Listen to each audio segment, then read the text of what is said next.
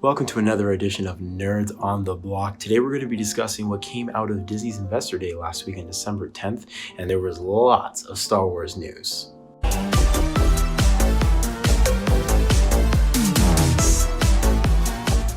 There's lots to go over, so I'm going to do a quick fire of everything that was announced. Star Wars Andor, Star Wars Bad Batch, Obi-Wan, A Star Wars Story, Star Wars Visions, Rogue Squadron, the movie, Ahsoka, Rangers of the New Republic, The Acolyte, A Droid Story, and Lando. And to start things off with arguably the best announcement, Dexter, tell us what you thought about Hayden returning for Darth Vader in the Obi-Wan series. Yeah, so Hayden Christensen returning as Darth Vader, a bit surprising actually, but also really exciting to hear that. But at the same time, I'm wondering how they're going to do that, because we all know that Darth Vader is voiced by Earl Jones, and I'm just curious, how is Hayden going to fit into that? Is it going to be like maybe Obi-Wan and Darth Vader are communicating each other through the Force, just through their minds? And if that's the case, then maybe that's when Hayden's voice will end up coming up, and we'll hear it that way. We'll always hear the original Anakin's voice when he's talking to Obi-Wan. Or are they going to do flashbacks? Because I can't really picture, Darth Vader isn't going to take the suit off, right? Because he's supposed to die if that happens. So yeah, I'm kind of curious how that's going to play out. Nice, very excited. And with Mando getting 2 spin-off series with Ahsoka and Rangers of the New Republic, out of these 2 series, Shamar, what do you think will be the one that gets the most viewers? So as much as I love the fact that Disney's actually giving other characters from the Mandalorian series a chance to shine outside of that show, I'm really not the biggest fan of the idea of Rangers of the New Republic.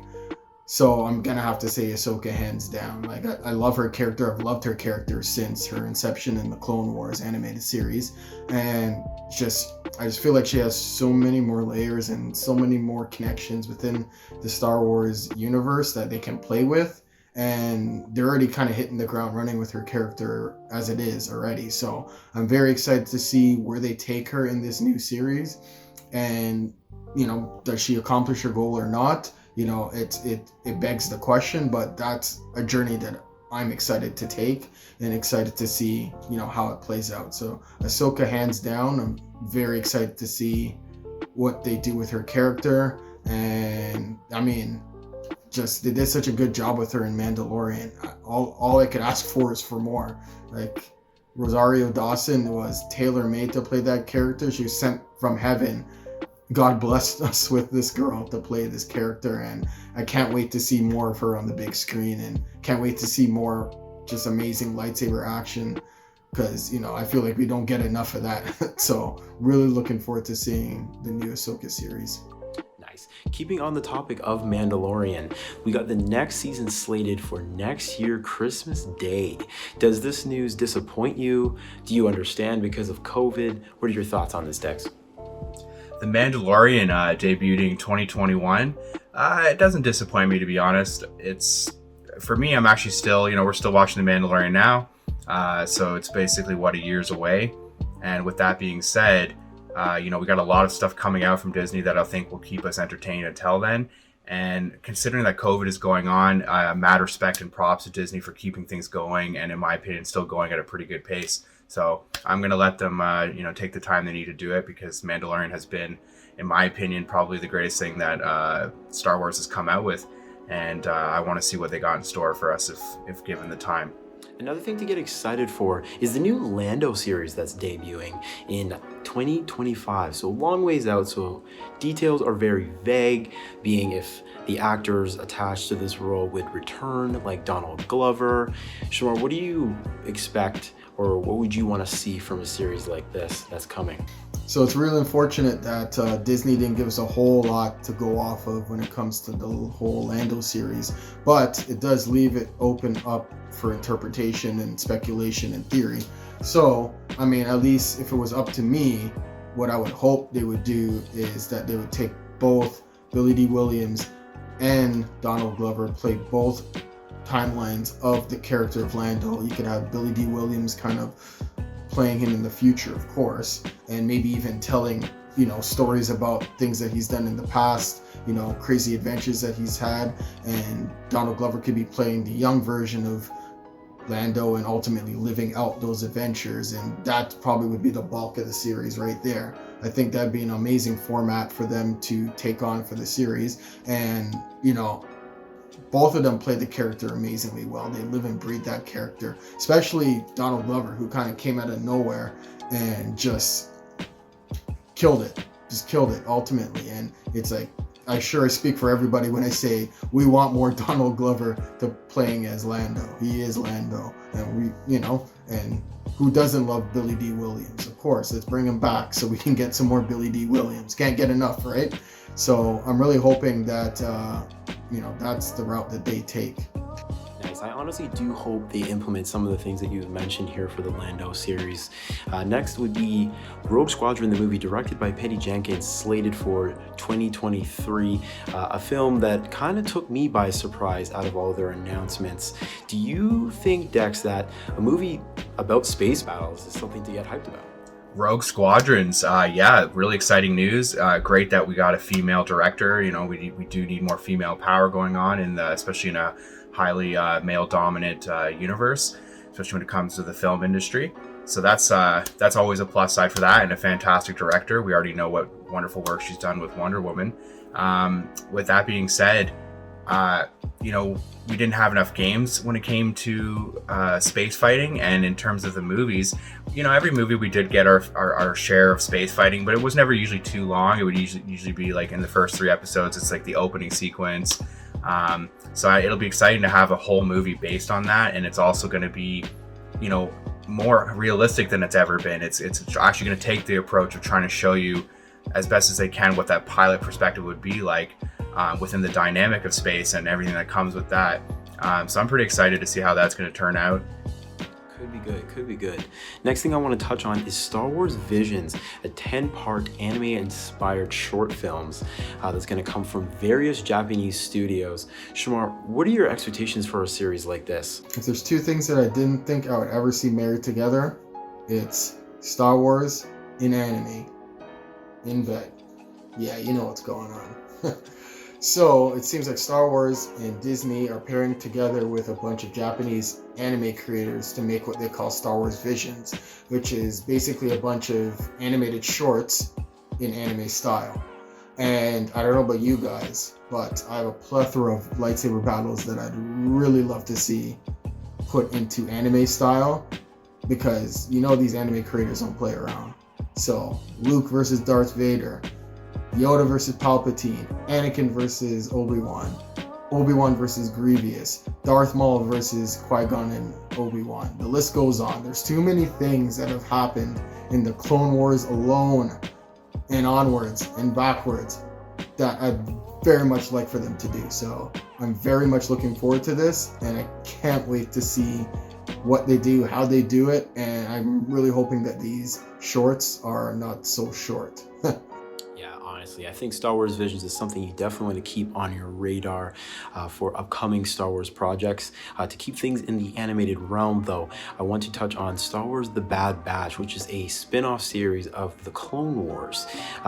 Given that they made their appearance in the final season of the Clone Wars, do you think, Dex, this could be a series that could garner more attention than Star Wars Rebels did? Yeah, Bad Batch is probably going to be really exciting. It'll be really interesting to see the different perspectives through the clone troopers. And again, I really do love the era of the Clone Wars, so I'm really excited to see the events that took place after Execute Order 66 and everything that comes after that. So that'll be pretty interesting to see. Especially in regards to Star Wars Rebels, I wasn't really a big fan of the animation. So I'm hoping that the animation direction will be a little bit different. And I found Rebels will be a little too childish for me, in my opinion. So I'm hoping that it'll keep a little more of a mature tone. Yeah, honestly, I have to agree. I think that's one of the more interesting timelines in the Star Wars universe. And to see the events after Order 66 and where they carry that out to, I think it'll be really interesting to see this rugged group of troopers and see what they do there, because they were pretty interesting in the Clone Wars debut. For the next question, I'm still going to focus on you, Dex, but what did you think of the Rogue One prequel series announcement, Star Wars Andor?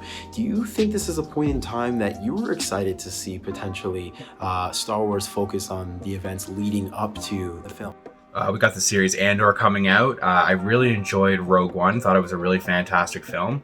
Might even be my favorite in terms of the movies when it comes to Star Wars, just because it seemed to really have a good beginning, middle, and I enjoyed the character development. I enjoy what ends up happening with the characters, if you kind of get what I mean, just in the sense that everything was well thought out. There isn't really too many loopholes or errors I found in that film.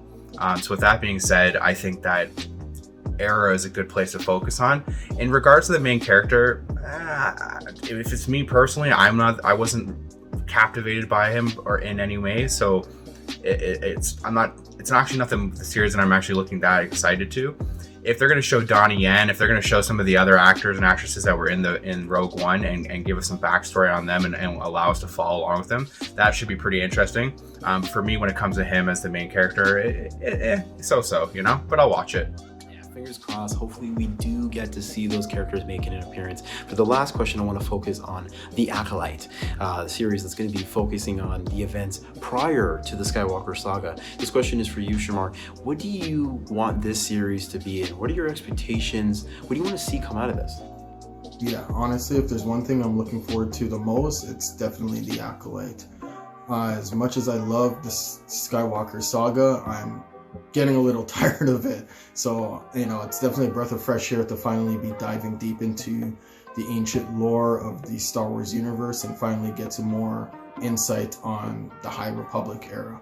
And of course, I'm very much excited for a plethora of lightsaber battles. I feel like we've been deprived of really good lightsaber battles since episode 3, in my opinion, because 7, 8, and 9 was just abysmal. Like, there was next to none in 7, 8, and 9, and the a bit of lightsaber battles that we had paled in comparison to what we got in the first, second, and third episode. So really looking forward to hopefully some really good action.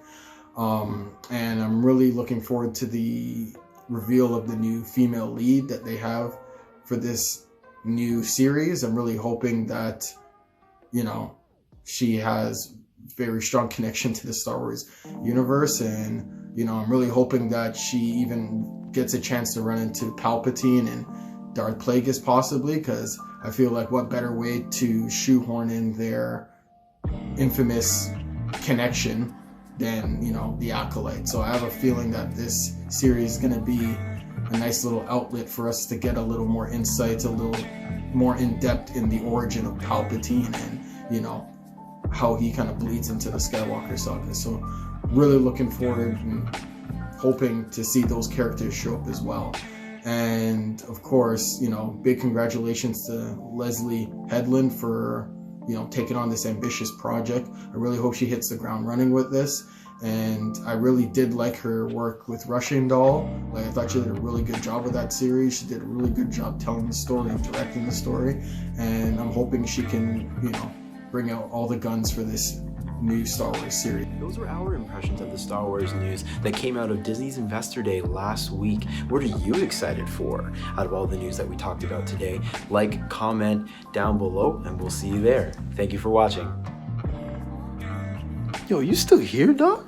Yo, subscribe to the channel, bro. Make sure you hit that notification bell to stay locked on all of our content when it drops. What's wrong with you guys? Yeah, bro. Bot tease out here. Seriously, like, it's so easy, bro. Just click the button, bro.